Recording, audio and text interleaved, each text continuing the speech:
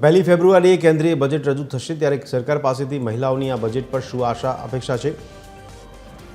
ગૃહિણીઓનું કહેવું છે કે વધતી મોંઘવારી અને જીવન જરૂરિયાતની વસ્તુઓના ભાવ અંકુશમાં આવે તે જરૂરી છે। સાથે જ અન્ય રાજ્યોની જેમ ગુજરાતમાં પણ મહિલાઓ માટે ફ્રી ટ્રાન્સપોર્ટેશનની સુવિધા મળે તેવી માંગ છે, જેથી મધ્યમ વર્ગના ઘરનું બજેટ જળવાઈ રહે।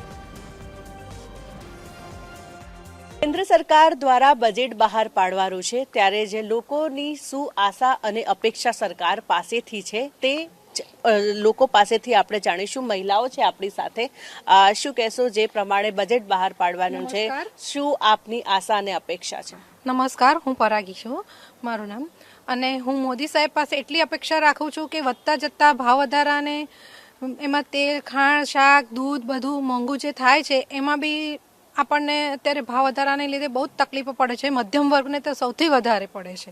અને આજે મેટ્રો છે, રેલ છે, એ લોકલ ટ્રેન છે, એ બધામાં જે મહિલાઓને મહારાષ્ટ્રમાં ને બધે સેવાઓ મળે છે, ફ્રી સેવાઓ, એવી અમને બી મળવી જોઈએ। બિલકુલથી બીજા પણ લોકો છે, એમની સાથે વાત કરીશું। જે પ્રમાણે મોંઘવારીનો મુદ્દો ખૂબ જ છે, લોકો સરકાર પાસેથી એવી આશા રાખી છે કે મોંઘવારી ઓછી થાય, શું કહેશો?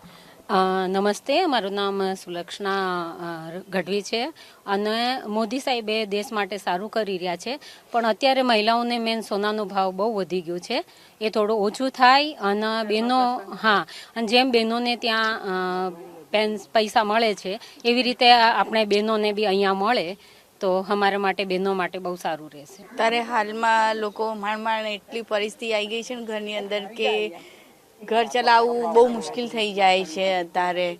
પણ સોના ચાંદીનો ભાવ બહુ વધી ગયો છે, પણ ઓછો કરવો જોઈએ કે અત્યારે લગ્ન પ્રસંગ ઘરમાં કરવા હોય ને તો વિચાર કરવો પડે છે કે કઈ રીતે કરીએ। અત્યારે કંઈક લેવા બી જવું હોય ને બહાર તોય વિચાર કરવો પડે છે, કેમ કે ઘર ચલાવવું બહુ અત્યારે એ થઈ ગયું છે લેડીઝોને।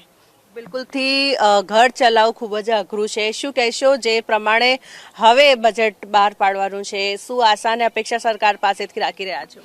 એ જ કે આ એક ઘર ચલાવવા માટે ગૃહિણીને મજબૂરી એ થાય છે, આપણને તકલીફ પડી જાય છે, કારણ કે અને બીજું એક કે પેન્શન યોજનામાં જો બધી જગ્યાએ બધાને મહિલાઓને આપે છે 1000 રૂપિયાની સહાય, તો જો અહીંયા બી આપે એ લાભ પણ અહીંયા મળી શકે।